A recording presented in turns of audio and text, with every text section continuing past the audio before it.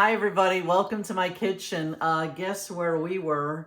Ed and I just got back from Las Vegas, and the highlight of our trip was going to see Gordon Ramsay's Hell's Kitchen restaurant. We had so much fun, and they weren't really giving these out, but we seemed to acquired one, which is going to go into my foodie collection. I love Gordon Ramsay.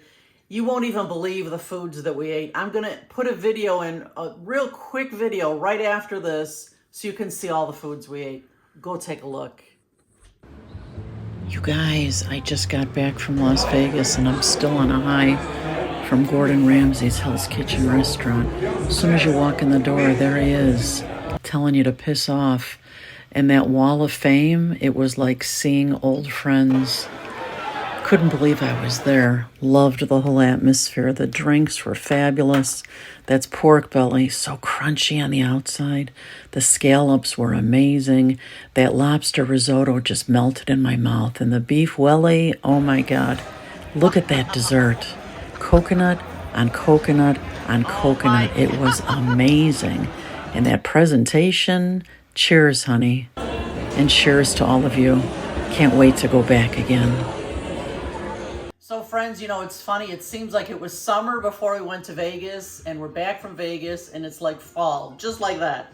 And I'm thinking about real comfort foods and foods that are great in the colder weather, and I love me a good bowl. So today we're making a sweet and smoky beef bowl.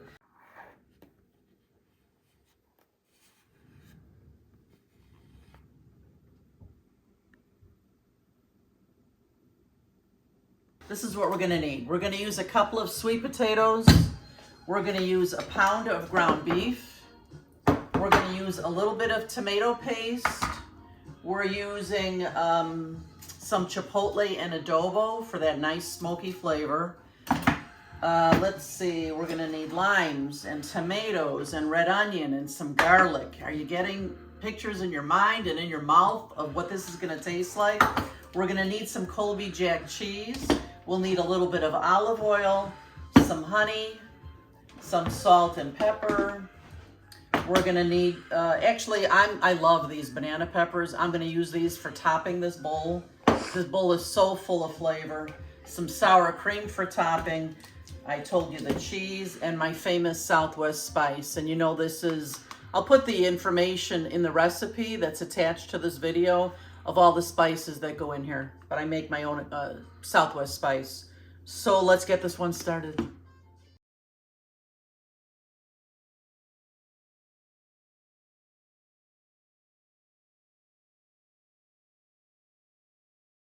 So to get this recipe started, the first thing we're gonna do is we're gonna cut up our sweet potatoes, but I want to get my oven ready. I'm gonna set it to 400.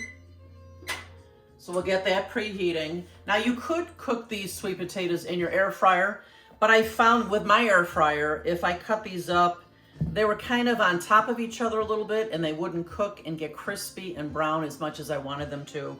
So I prefer to put them in the oven. So I'm just going to peel and cut my sweet potatoes into nice little bite-sized pieces.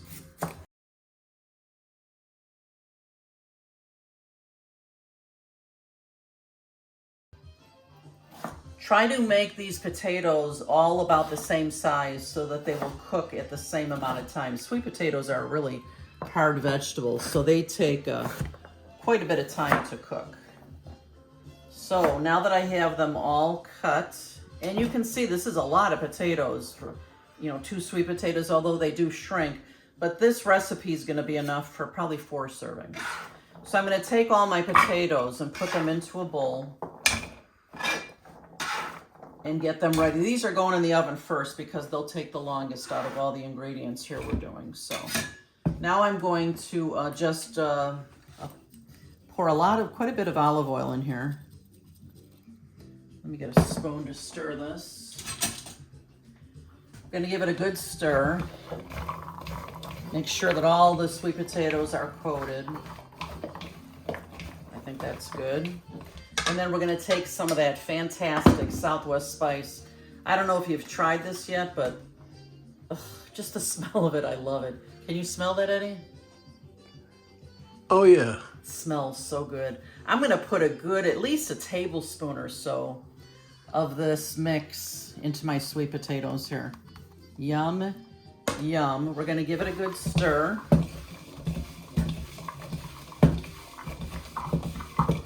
Ugh.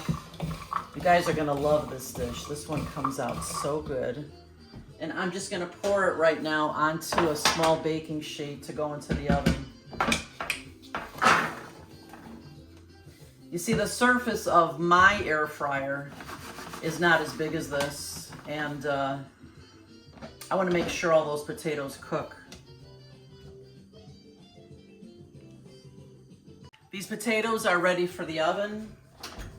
Put them right in here, and we'll cook them for as long as they take to get nice and brown and nice and soft, and you can cook them to your desired doneness. We'll check them after about 15 minutes. I've got my hex-clad pan here warming up. Man, I love my hex-clad pans, especially now that I've been to Gordon Ramsay's. It's like I see them all over their kitchen, and I've got one. I've got two, in fact, which is very, very fun and exciting. So this recipe calls for just 1 pound of ground beef. So we're gonna get this browned now while those potatoes cook in the oven. There we go. Boy, I wrapped this well. Wow, there we go. And we're gonna sizzle. There we go.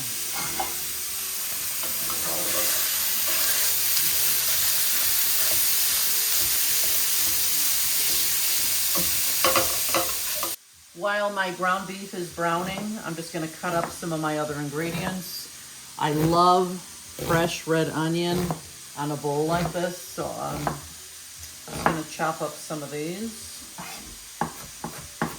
You can put anything that you like on top of this bowl. Really, anything that you would put on a taco would taste good on here.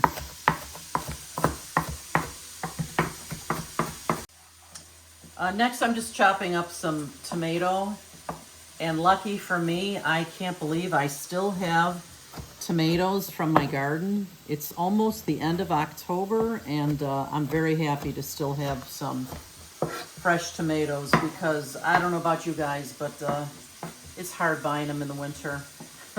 They're just so, they don't taste good. I think there's one kind that I'll buy in the winter, but nothing compares to my summer tomatoes. You guys know that if you grow your own.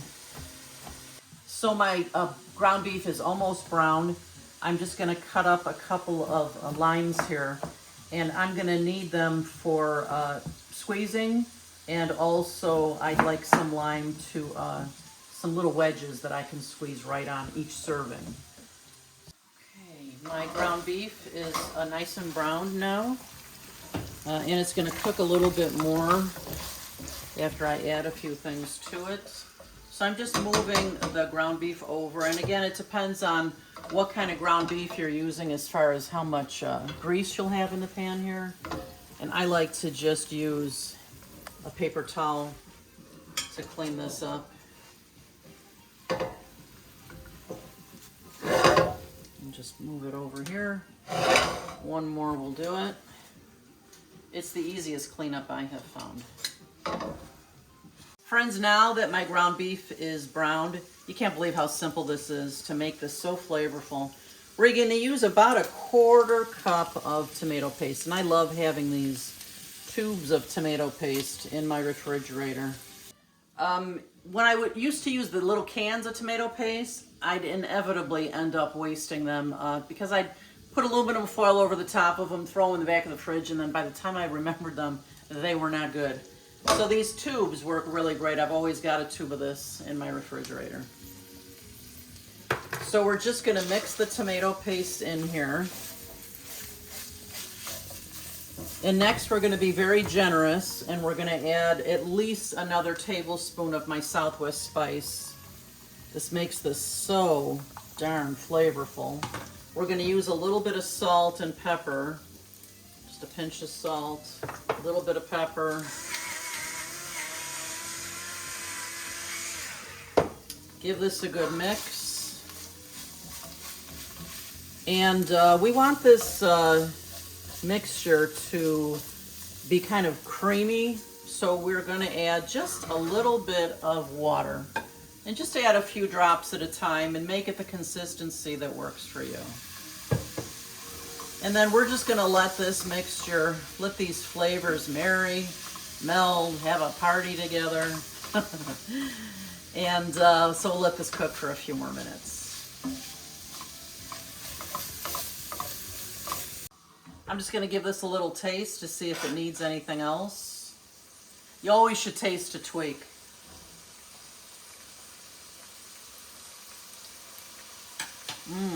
Oh. Yummy. That is so good. We're just going to give this a few more minutes. These are going to be fantastic. I took my sweet potatoes out after 15 minutes just to check them for doneness. Oh, you know what? They're still a little, I like them a little softer than that. When I put a toothpick in, I like them to fall right off. That's how I can tell if they're done. So we're gonna just give them a stir. And my oven was at 400. I think I'm gonna turn it up to 425. You know, everybody's oven is different, so cook accordingly. You just want to get these potatoes nice and done. Oh, there's my timer. Alexa, stop. Okay. We're going to get these back in the oven, and we'll check them in about 10 minutes to see if they're brown enough for me.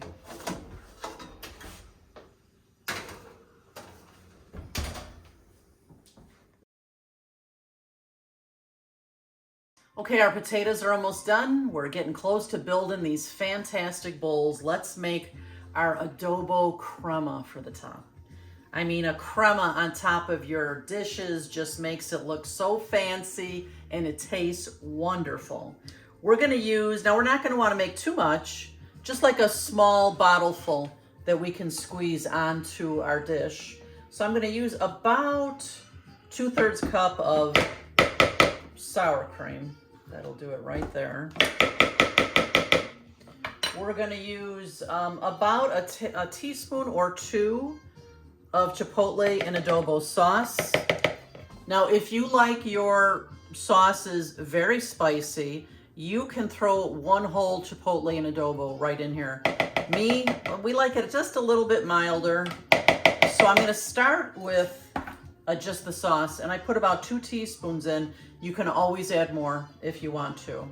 I'm going to squeeze the juice of 1 lime in here. There's a half. And again, I'm going to be tasting this, and if I want to, I can always add more of all of these ingredients to make it just the way I want it. Now the honey, I'm going to put that in last, because last time I made it, all the honey was stuck at the bottom, and this time I'm going to put the honey in as I'm mixing it so that there's not an issue like that. I'm going to use 2 cloves of garlic that I'm going to press into here. Just a touch of garlic. There we go. Can you hand me that little knife there, Ed? Thanks. There we go. Oh my gosh. It smells so good. I don't know. Can you smell that, Ed? Yeah, it smells really good. I'm going to put a pinch of salt in there, and we're going to use the immersion blender for this. Now, if you don't have an immersion blender, you can use a food processor. If you don't have that, you could always use a whisk and just whisk the heck out of it. But we're going to use this. Let's see how this goes.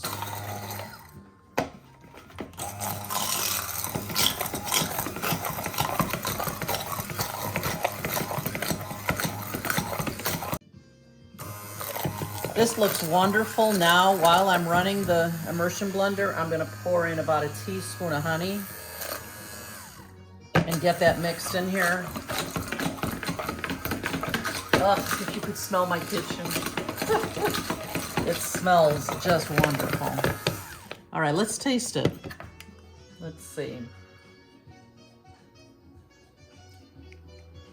Ooh. So many flavors. I think it does need a little more salt. And yes, I'm gonna dare to put in a little bit more of the adobo sauce. It's very good.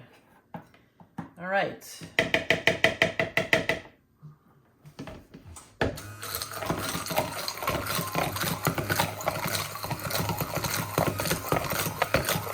I'm going to end up putting this sauce into this little bottle.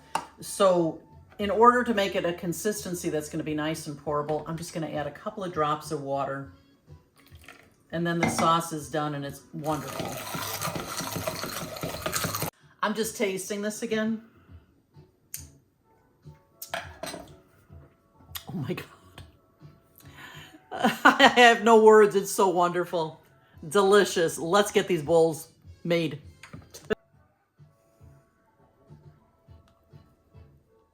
Friends, it's time to put this deliciousness together. I've put some sweet potatoes in my bowl.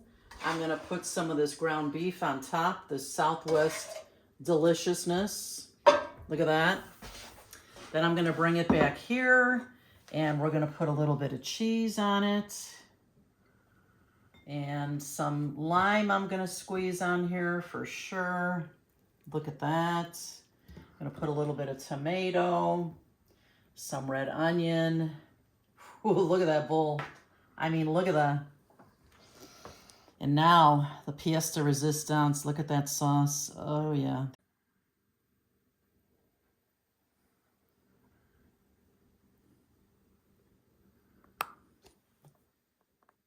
Friends, it is time to taste. And if you're anything like me, I love sauces and gravies. So this sauce on top is amazing. Let me taste all this goodness together.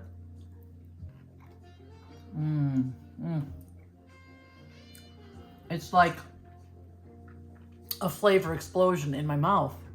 The ground beef is so savory. The potatoes are a bit crispy and a little soft on the inside. And the Southwest spice is amazing. You guys have got to try this one. Make sure that you come back to visit us often. And hey, if you guys have any of your favorite bowls that you make at home, I would love to hear about them. Just leave that information in the comments. Please make sure that you're a subscriber. Click on thumbs up for this video, and we will see you next time. Thanks so much for being here. And you know what? Go now and love your life.